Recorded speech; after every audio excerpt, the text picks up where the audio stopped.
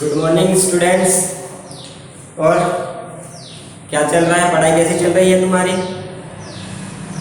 ठीक है, अच्छे से मेहनत करना। अब एग्ज़ाम आने वाली है नेक्स्ट मंथ में। ठीक है, ऑब्जेक्टिव टाइप्स एग्ज़ाम होगी। आज पढ़ेंगे अपन PCMB 11 सब्जेक्ट का। ठीक है, इसमें मैंने पहले पढ़ाया था इकाई नंबर 13 सेल कोशिका के बारे में अपन ने पढ़ा था। इसके बारे में अपन ने पढ़ लिया था, कोशिका की खोज, कोशिका सिद्धांत, है ना, केंद्र की खोज, ये सारा पढ़ लिया था। और इसके बाद मैंने क्वेश्चन भी पढ़ाया था। कौन सा पढ़ाया था? प्रोकैरियोटिक कोशिका और यूकैरियोटिक कोशिका, दोनों में अंतर भी बता दिया था। अब पढ़ेंगे अपन जंतु कोशिका और पादप कोशिका में अंतर। जंतु कोशिका और पादप कोशिकाएं क्या होती है, इसके बारे में भी बताता हूँ आपको। जंतु कोशिका और पादप कोशिका, है ना, पादप कोशिका और जंतु कोशिका के बारे में बताऊंगा। हाँ, देखो, पादप कोशिका और जंतु कोशिका में मुख्य अंतर है। जंतु कोशिका और पादप कोशिका का डायग्राम संरचना भी इंपॉर्टेंट क्वेश्चन है ये। जंतु कोशिका का नामांकित चित्र बनाए, ऐसा भी आता है क्वेश्चन। क्या आता है? पादप कोशिका का नामांकित चित्र भी आता है। नामांकित चित्र बनाइए, ऐसा क्वेश्चन भी आता है। या जंतु कोशिका का नामांकित चित्र बनाइए, ऐसा भी क्वेश्चन आता है। देखो, इसमें अंतर देखो कि जंतु कोशिका और पादप कोशिका में क्या अंतर है। जंतु कोशिका और पादप कोशिका में सबसे प्रमुख और मुख्य अंतर है कि जंतु कोशिका में क्लोरोप्लास्ट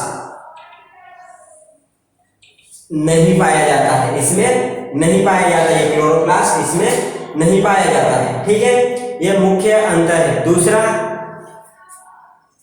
कोशिका भित्ति, ये पहला अंतर है और ये दूसरा। ये कोशिका भित्ति पादप कोशिका में पाई जाती है, लेकिन इसमें क्या होता है, उसका अभाव होता है। ठीक है, अभाव होता है और इसमें पाया जाता है। ये दो अंतर हो गए। तीसरा और एक प्रमुख अंतर है, आपको दिख रहा है ये लाइसोसोम, ये 3 नंबर। लाइसोसोम जंतु कोशिका में पाया जाता है, लेकिन पादप कोशिका में नहीं पाया जाता है। ये 3 प्रमुख अंतर है इसमें। इतना समझ में आ गया? ठीक। चौथा देखो, ये वाला देखो, चौथा रसधानी और ये रसधानी। देखो, रसधानी बराबर दिख रहा, लेकिन क्या होता है कि जो पादप कोशिका में है वह रसधानी बड़ी होती है। कैसी होती है? बड़ी होती है। और इसमें छोटी रसधानी पाई जाती है। ठीक है, क्या है इसमें? रसधानी छोटी पाई जाती है और इसमें बड़ी पाई जाती है। आया समझ में? ठीक है, अब इसके अंतर्गत क्या पाया जाता है? क्रोमोसोम्स पाए जाते हैं इसके केंद्रक में।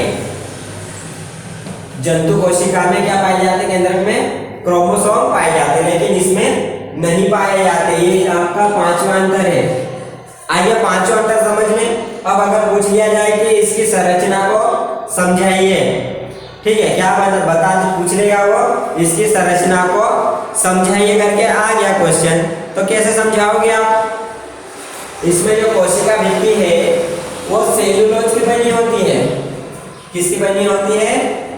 सेल्यूलोज, है ना। पादप कोशिका में जो कोशिका भित्ति होती है वो सेल्यूलोज की बनी होती है। ठीक है, और इसमें तो कोशिका भित्ति पाई नहीं जाती है। ऐसे समझाना। इसके मध्य में छोटे छोटे छिद्र पाए जाते, छोटे छोटे क्या है, कण पाए जाते हैं, या कोशिकांग द्रव भी पाया जाता है इसमें। ठीक है, और इसमें क्या पाया जाता है? ये छोटे छोटे दानों के ऊपर क्या होता है? राइबोसोम्स पाए जाते हैं इसमें। छोटे छोटे जो प्रोटीन संश्लेषण का कार्य करते हैं। किसका काम करते हैं? प्रोटीन संश्लेषण का काम करते हैं। और इसमें जो दाने हैं छोटे छोटे, उनको बोला जाता है एंडोप्लाज्मिक रेटिकुलम बोला जाता है। ये इसमें मुख्य अंतर है, ये परीक्षा की दृष्टि से भी आईएमपी है और इसकी संरचना भी बनाना है और इसको याद भी करना है। अब उसके बाद देखो आगे देखो कोशिका भित्ति के कार्य देखेंगे अपन। कोशिका भित्ति पढ़ेंगे अपन। कोशिका भित्ति और इसके कार्य भी पढ़ेंगे। कोशिका भित्ति और कोशिका भित्ति के कार्य भी पढ़ेंगे। कोशिका भित्ति क्या होती है कि प्रत्येक पादप कोशिका में जीव द्रव्यों को चारों ओर से घेरने वाली जो दीवार पाई जाती है उसको क्या कहा जाता है? कोशिका भित्ति। अभी मैंने बताया था आपको, ठीक है, ये वाला बताया था मैंने, है ना।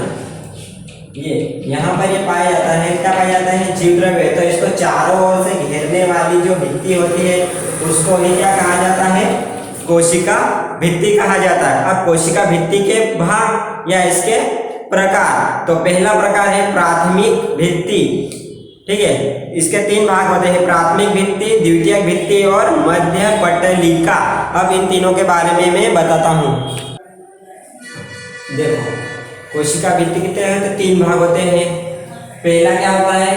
प्राथमिक भित्ति, दूसरा होता है द्वितीयक भित्ति और मध्य पटलिका, ठीक है। तो प्राथमिक भित्ति क्या होती है कि जो कोशिका भित्ति का सबसे बाहरी स्तर होता है ना।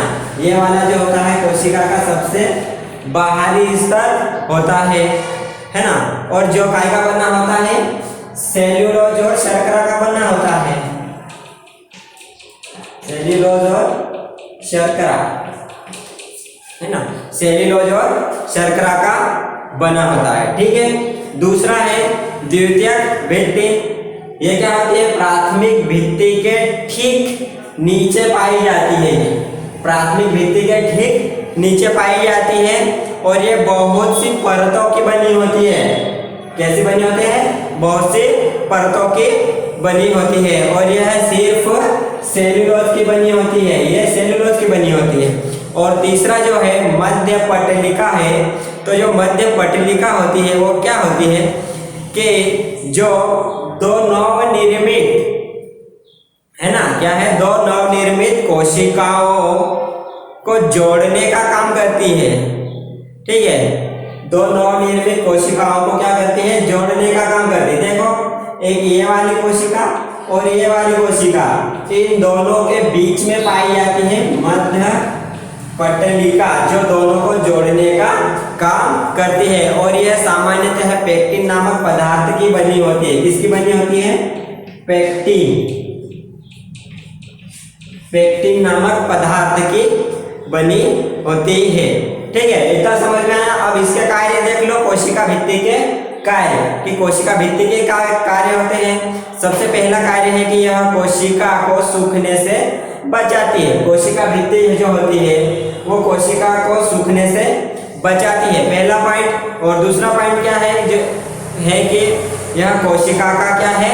यांत्रिक आधार प्रदान करती है, मतलब पेड़ को सीधा रखने का काम करती है, ठीक है। और तीसरा पॉइंट क्या है कि जो कोशिका होती है वो क्या होती है? निश्चित आकार बनाए रखती है ना।